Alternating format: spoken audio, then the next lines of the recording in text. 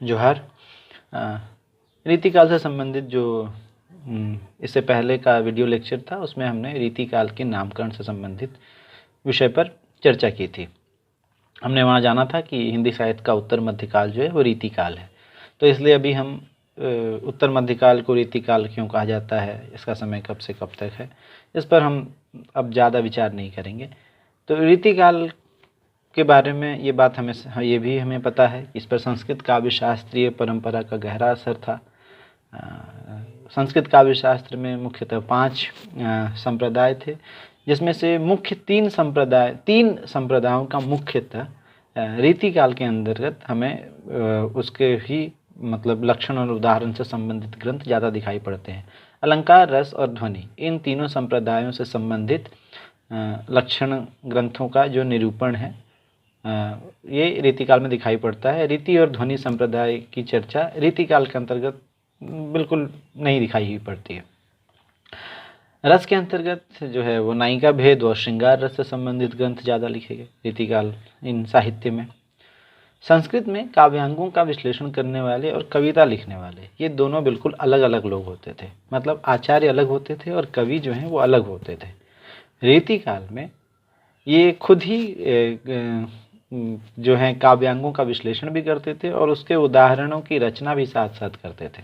इसलिए ऐसे कवियों को आचार्य कवि भी कहा गया कि वह आचार्य भी थे, यानी उन्होंने उन लक्षणों का भी निरूपण किया कि श्रेष्ठ कविता किन किन गुणों के और किन किन तत्वों के समावेश से हो सकती है, और फिर अपनी ही कविता के उदाहरण में अपनी कविता लिखी और कहा कि देखिए ये श्रेष्ठ कविता है। तो उन्होंने आचार्य का काम और कवि का काम साथ साथ किया। रामचंद्र शुक्ल जो है ऐसे कवियों को मुख्यतः कवि मानते हैं। रामचंद्र शुक्ल के एक उदाहरण से, उनके लिखे हुए एक उद्धरण से हम यह बात समझेंगे कि उन्होंने ये लिखा कि हिंदी में लक्षण ग्रंथों की परिपाटी पर रचना करने वाले जो सैकड़ों कवि हुए वे आचार्य की कोटि में नहीं आ सकते। वे वास्तव में कवि ही थे। उनके अपर्याप्त लक्षण साहित्य शास्त्र का सम्यक बोध कराने में असमर्थ हैं। मतलब रामचंद्र शुक्ल ने उनके आचार्यत्व को बिल्कुल नकार दिया। जैसे उन्होंने केशव को कह दिया था कि केशव को कवि हृदय नहीं मिला था, वो कवि ही नहीं है। कठिन काव्य का प्रेत कह दिया केशवदास को रामचंद्र शुक्ल ने। उसी तरह से उन्होंने ये जो आचार्य कवि हो रहे थे और जो आचार्य अपने लक्षणों की खूब लक्षण ग्रंथ लिख रहे थे, लक्षण ग्रंथों का सर्वांग निरूपण कर रहे थे, कोई विशिष्टांग निरूपण कर रहा था। रामचंद्र शुक्ल ने कहा कि ये मूलतः कवि थे, आचार्य बनने की कोशिश कर रहे थे, तो इनको कवि ही मानना चाहिए। पर हम हिंदी साहित्य का इतिहास के जो विद्यार्थी हैं हम इनको आचार्य कवि कहते हैं, जिन्होंने लक्षण ग्रंथ भी लिखे और उसके उदाहरण भी दिए, मतलब उदाहरण के तौर पर अपनी कविताओं की रचना भी की। इससे पहले वाले कक्षा में भी हमने ये बात की थी कि कुछ लोग केशवदास से रीतिकाल का प्रारंभ मानते हैं। रामचंद्र शुक्ल ये मानते थे कि काव्य रीति का सम्यक निरूपण जो है वो केशवदास के यहाँ मिलता है, लेकिन रीति ग्रंथ की जो अविरल परंपरा है, अखंडित परंपरा है, वह मतीराम से ही शुरू होती है। इसलिए अगर कोई प्रवृत्ति 50 साल पहले दिख जाए तो हम वहाँ से, और उसके बाद उस परंपरा का निर्वाह नहीं होता है, वो परंपरा कंटिन्यू नहीं रहती है, तो हम उसको वहाँ से रीतिकाल का प्रारंभ नहीं मान सकते। उन्होंने लिखा कि हिंदी में रीति ग्रंथों की अविरल और अखंडित परंपरा का प्रवाह केशव की कवि प्रिया के 50 वर्ष पीछे चला। मतलब केशव ने जो कवि प्रिया रचना की उसके 50 साल बाद से रीति ग्रंथों की अविरल परंपरा की शुरुआत हुई, और वह भी एक भिन्न आदर्श लेकर, केशव के आदर्श पर नहीं। हिंदी की रीति ग्रंथों की अखंड परंपरा चिंतामणि से चली, अतः रीतिकाल का आरंभ उन्हीं से मानना चाहिए, यानी रीतिकाल से चिंतामणि से रीतिकाल का प्रारंभ मानना चाहिए।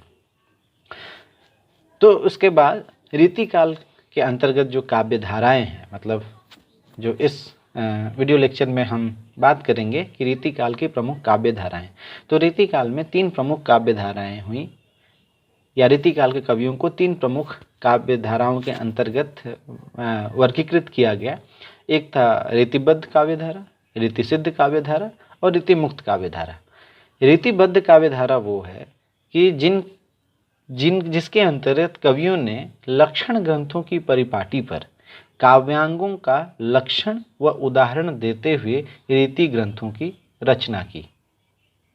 मतलब लक्षण ग्रंथों की परिपाटी, यानी जिस जिस ग्रंथों में उन्होंने लक्षण ग्रंथ की परिपाटी मतलब संस्कृत काव्य शास्त्र में जिस तरह के लक्षण ग्रंथ होते थे, जैसे ध्वनि संप्रदाय का एक लक्षण ग्रंथ, जैसे अलंकार संप्रदाय अलंकार को मतलब बताते हुए भामन ने एक तरह का लक्षण ग्रंथ लिखा कि अलंकार किस किस को अलंकार कह सकते हैं, कैसे कैसे अलंकार होते हैं, अलंकार के भेद क्या है। तो इस तरह के ग्रंथों को लक्षण ग्रंथ कहा जाता था। तो लक्षण ग्रंथ को लिखते हुए काव्यांग का लक्षण देना और उदाहरण देते हुए जिन्होंने रचना की उनको जिन्होंने रीति ग्रंथों की रचना की उनको हम लोगों ने रीतिबद्ध कवि माना। मतलब इनको काव्यशास्त्र का ज्ञान था, लक्षण ग्रंथ भी इन्होंने लिखा और कविताएं भी लिखी। इसका सीधा सा मतलब है कि जिन्होंने लक्षण ग्रंथ और कविता दोनों लिखी और इनको रीति की पूरी जानकारी थी, ये जो लोग थे, ये जो कवि थे, ये रीतिबद्ध कवि थे। इन कवियों ने कभी कभी राजाओं को शास्त्रीय ज्ञान देने के उद्देश्य से भी रचनाएं की।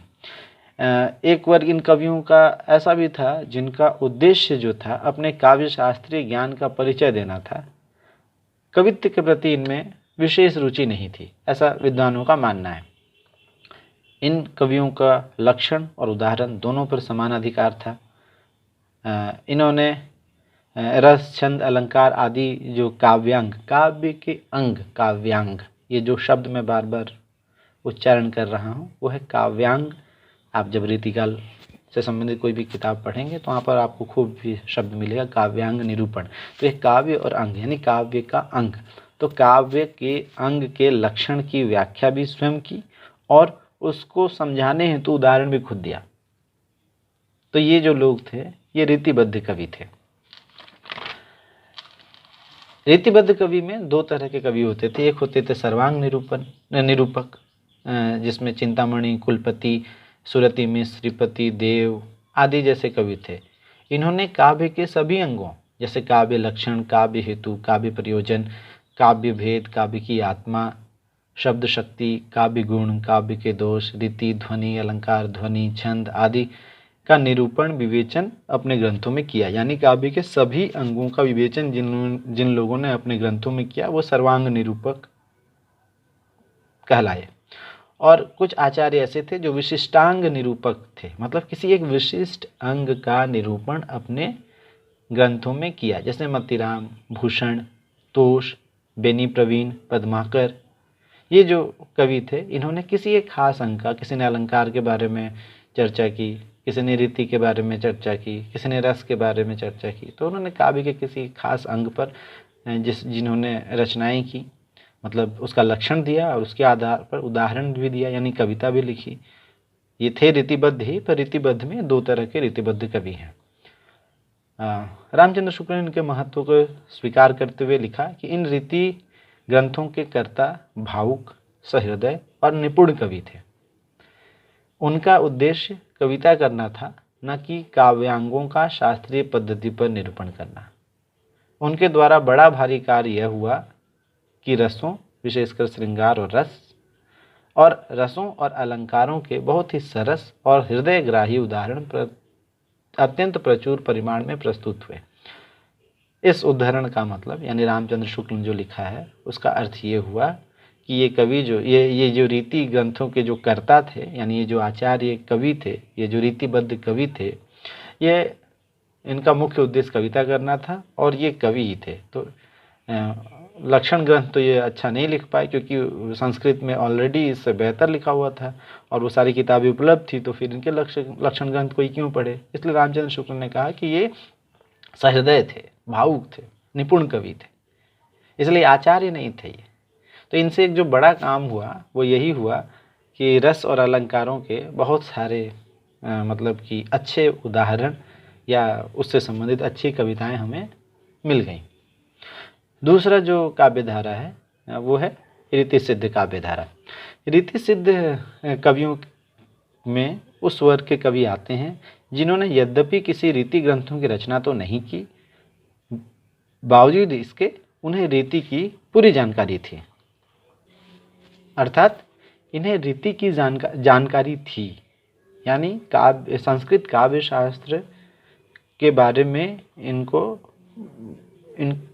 जानकारी इनके पास पूरी थी, पर इन्होंने किसी तरह का लक्षण ग्रंथ नहीं लिखा, मतलब आचार्य बनने की कोशिश नहीं की। तो रीति की जानकारी उन्होंने अपने काव्य ग्रंथों की रचना में समुचित तरीके से किया। जिस तरह से अच्छे अलंकारों के प्रयोग से एक अच्छी कविता हो सकती है, ये समझ उनके पास थी, और इसका प्रयोग उन्होंने अपने कविता को रचने में किया। पर इसके लिए उन्होंने कोई एक अलग सी यह सिद्धांत प्रतिपादन नहीं किया कि अलंकारों के प्रयोग से कोई कविता महान हो जाती है या श्रेष्ठ हो जाती है।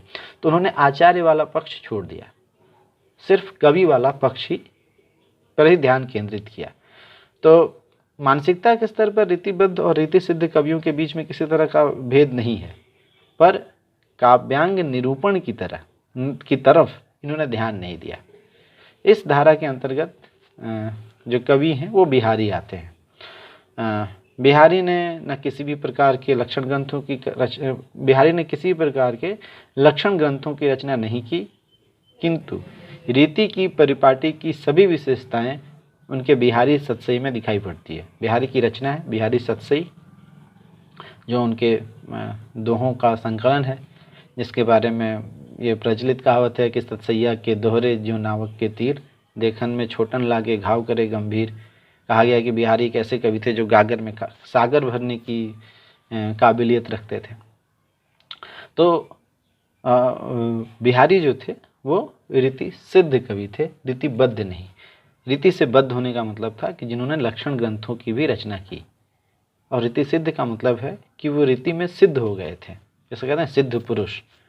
तो उसी तरह से रीति में ये सिद्ध हो गए थे, यानी रीति अपने ग्रंथों में इन्होंने रीति के लक्षण ग्रंथों की रचना नहीं की, बस रीति की परिपाटी का, रीति की जानकारी का उपयोग अपने काव्य रचना में इन्होंने की। इस रामचंद्र शुक्ल ने भी इनकी कल्पना की समाहार शक्ति और भाषा की समाज शक्ति के लिए इनकी काफ़ी तारीफ की है, और इन्हें बहुत ही रीतिकाल के सर्वश्रेष्ठ कवियों में शुमार किया है। और तीसरी जो काव्य धारा है वो है रीति मुक्त काव्य धारा।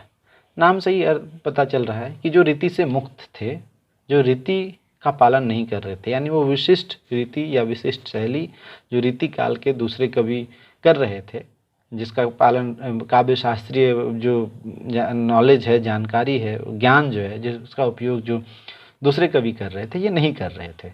तो रीति काल के जिन कवियों ने रीति से मुक्त रहकर पूर्णतः स्वच्छंद रूप से काव्य सृजन किया, इन कवियों को रीति मुक्त कवि कहा गया, और इनके द्वारा रचित रीति मुक्त काव्य कहा गया। इसलिए कई बार इन्हें स्वच्छंद काव्य धारा का कवि भी कहा जाता है। मतलब न इन्होंने रीति की परिपाटी का अनुसरण किया और न ही लक्षण ग्रंथ लिखे। बिहारी ने तो रीति की परिपाटी का अनुसरण किया था, पर लक्षण ग्रंथ नहीं लिखा था, इसलिए वो रीति सिद्ध थे, रीतिबद्ध नहीं। वह रीति मुक्त वे हैं जिन्होंने न रीति की परिपाटी का अनुसरण किया, यानी रीति के जानकारी का उपयोग किया अपनी रचनाओं में, और न लक्षण ग्रंथ लिखे। तो ये रीति मुक्त कवि हैं। ये परंपरा और रूढ़ियों के त्याग में अपना महत्व को समझते थे, और बिल्कुल स्वच्छंद और मुक्त होकर उन्मुक्त भाव से यह कविता रचना करते थे। रीति धारा के जो ज़्यादातर कवि थे, रीतिबद्ध और रीति सिद्ध, इन्होंने कविता के काव्य के साधन पक्ष को महत्व दिया, उसी को ज़्यादा सुसज्जित किया, अलंकृत किया। पर रीति मुक्त कवियों के लिए काव्य साधन नहीं था, बल्कि साध्य था, यानी कविता उनका लक्ष्य था। और इसीलिए कहा जाता है कि रीति मुक्त कवियों ने प्रयत्न करके कविताएं नहीं लिखी थी, बल्कि ये उनके हृदय से फूट पड़ी थी। और रीतिबद्ध कवियों ने जिस चमत्कार की अभिव्यक्ति के लिए बुद्धि से प्रेरित कविताएं लिखी, यानी चमत्कार पैदा करने की कोशिश की जानबूझकर, सप्रयास, वहीं रीति मुक्त कवियों ने उसका बिल्कुल निषेध किया। इसका विरोध करते हुए ठाकुर जैसे कवि ने लिखा कि डेल सो बनाए आय मिलत सभा के बीच, लोगन कवित्व कीबो खेल करी जानो है। ये कविता को करने को उन्होंने खेल जैसा समझ लिया कि सभा के बीच में बैठ जाते हैं। रीतिकाल में तो ये परंपरा थी कि सब राजा के बहुत सारे, ज़्यादातर कवि जो राज्याश्रित कवि थे, मतलब राजा के दरबार में रहते थे, इसलिए रीतिकाल के कवियों को दरबारी कवि भी कहा गया। रीतिकाल के काव्य को दरबारी काव्य कहा गया। कि सभा में आकर मिलकर बैठ जाते हैं और इधर उधर से शब्द वगैरह जोड़ करके कविता बना देते हैं, और लोगन जो है कवित्व की वो खेल करी जानो है, कि लोगों को लगता है कविता करना तो खेल की बात है। इसी का निषेध करते हुए, मतलब निषेध किया ठाकुर ने अपनी इस कविता में। इसी का निषेध करते हुए, विरोध करते हुए घनानंद ने अपनी कविता में लिखा कि लोग हैं लागी कवित्व बनावत, मोहि तो मेरे कवित्व बनावत। कि लोग लगे हुए हैं कविता बनाने में, जिस तरह से कोई और चीज़ बनाई जाती है, जैसे कोई फर्नीचर बनाया जाता है, कोई सामान जिस तरह से तैयार किया जाता है, उसी तरह से लोग लगे हुए हैं अपना कलाकारी दिखाने में और कविता बना रहे हैं। जबकि मुझे तो मेरे कवित्व बनाते हैं, मेरे कविता मुझे बनाते हैं, यानी मैं अपने कविताओं से निर्मित होता हूँ। मेरी इतनी हैसियत कहाँ है कि मैं कविताएं बनाने लगूँ।